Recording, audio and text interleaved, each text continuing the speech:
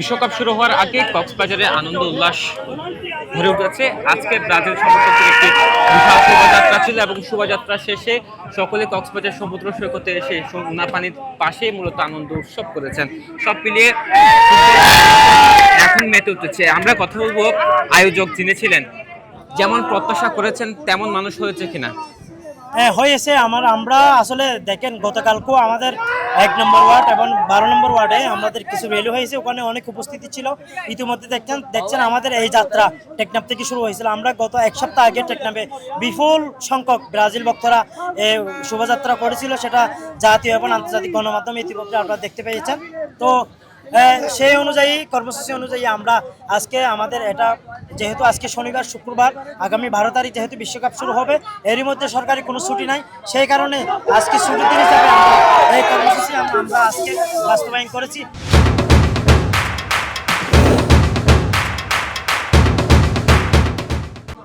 আমরা এই কর্মসূচি শেষ করছি না, আমাদের উকিয়াতে আরো কর্মসূচি আছে, চকরিয়াতে কর্মসূচি আছে, আমাদের আরো বিভিন্ন উপজেলায় পৌর শহরে এই কর্মসূচি আছে। তো আমরা সর্বোপরি এই আমাদের কর্মসূচি এটা আমরা শেষ করতে চাই না, এবং যারা গ্রামে গঞ্জে শহরে যারা ব্রাজিল ভক্তরা আছে তারা আমরা সবাই একই প্ল্যাটফর্মে আছি। আমাদের এখানে গ্রুপ আছে এবং আমাদের যেখানে যাই সেখানে একটা আন্তরিকতা, আমরা যে ব্রাজিল সাপোর্টার সেটা আমরা লক্ষ্য করে আমরা এগাতে চাই। এবং আমরা কক্সবাজার থেকে আমরা জানান দিতে চাই আমাদের যারা ফুটবল প্রেমীরা আছে, ব্রাজিলের ভক্তরা আছে, আমরা ঐক্যবদ্ধ হয়ে এবার হেক্সা মিশন সফল করে আমরা আবারও মিলিত হব এবং জয় উৎসবে আমরা। আচ্ছা, বলবেন যে আপনি শক্তি প্রদর্শন করছি সমর্থকদের মধ্যে। এখন যদি বলি, টেকনাফে গতকালকে আর্জেন্টিনা একটি শোভাযাত্রা হয়েছে এবং বেশ কয়েকটি জায়গায় হয়েছে, সে তুলনায় কি সংখ্যায় বেশি হবে কিনা? সংখ্যা আমাদের বেশি হবে। আমাদের যে অনেক মোটর সাইকেল ছিল, আমাদের যে উপস্থিতি অনেক আছে, এখানে তো বিস্তৃত অনেক এলাকা, এখানে মনে করেন আমরা সংখ্যা গুণার কোনো সুযোগ নেই। যে প্রত্যেক উপজেলা থেকে পৌরসভা শহর থেকে আসছে, সবাই আমরা একত্রিত হয়েছি, মিলিত হয়েছি।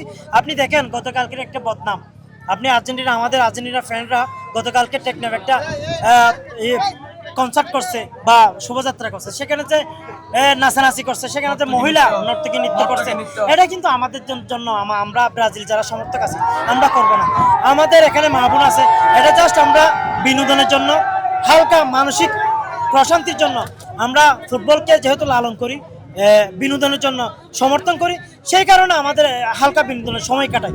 এখানে যে আমরা মা বোনকে ইজ্জতের বিনিময়ে আমরা ইজ্জত নষ্ট করব, আমাদের ছেলে মেয়ে আছে, আত্মীয় স্বজনকে আছে, হ্যাঁ, তাদেরকে নেচে আমরা যে মোবাইলে এখন সোশ্যাল মিডিয়া মোবাইল খুললেই নাচানাচি, আমরা কারোর সামনে এখন মোবাইলে ঢুকতে পারতেছি না।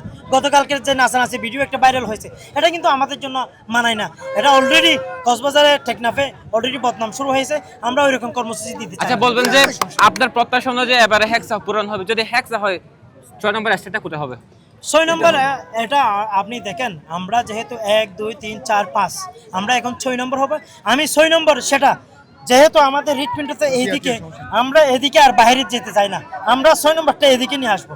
আমাদের সবসময় বুকের মাঝখানে আমাদের এখন থেকে আসবে ব্রাজিল, যেহেতু আমরা লালন পালন করি, আমাদের অন্তর দিয়ে করি, ভালোবাসা দিয়ে করি, আমরা এই অন্তরের একদম বুকের মাঝখানে আমরা 6 নম্বর লাগাতে চাই। আচ্ছা, এত আয়োজন করলেন, ব্রাজিলের চুপ পর্যন্ত যাবে কিনা, নেইমারের চুপ পর্যন্ত? অবশ্যই যাবে।